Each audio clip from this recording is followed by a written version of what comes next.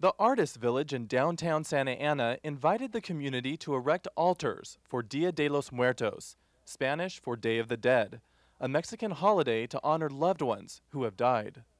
Tonight, it's the erection of the altars for those who've passed on, and what's placed on the altars are also traditions like the pan de muerto, which is bread for the dead. Recently, my father passed away, and he's on my altar.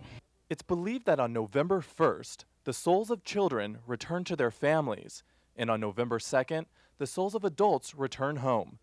Alexander Madrigal said he didn't understand his heritage or Dia de los Muertos until he visited Mexico.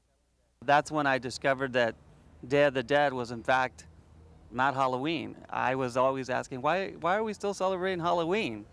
And they were like, this isn't Halloween, this is Day of the Dead. So gradually I became aware of the symbolism behind it. In Mexico, people come to the cemetery where their loved ones are buried. They bring flowers and decorate the grave sites with candles. They may bring toys for children that have passed away. The mood is celebratory rather than mournful. Dia de los Muertos has merged with Catholic theology, but maintains some basic Aztec rituals, such as the use of skulls. You will have the candy maker, or if you're making it yourself, you will place your name on the back of the skull. So in a way, there are many foods associated with this. There's also pan de muerto, which is bread of the dead, I guess. This ritual is also separated out by its sense of humor. There's a lot of humor in this holiday.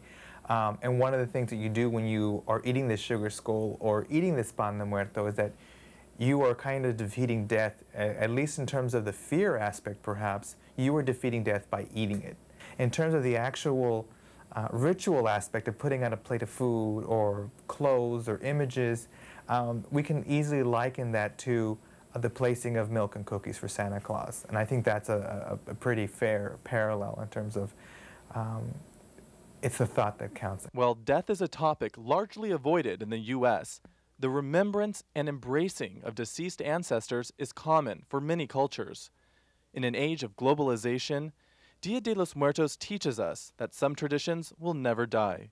Reporting from Santa Ana, I'm David Esch with Around and About Orange County News.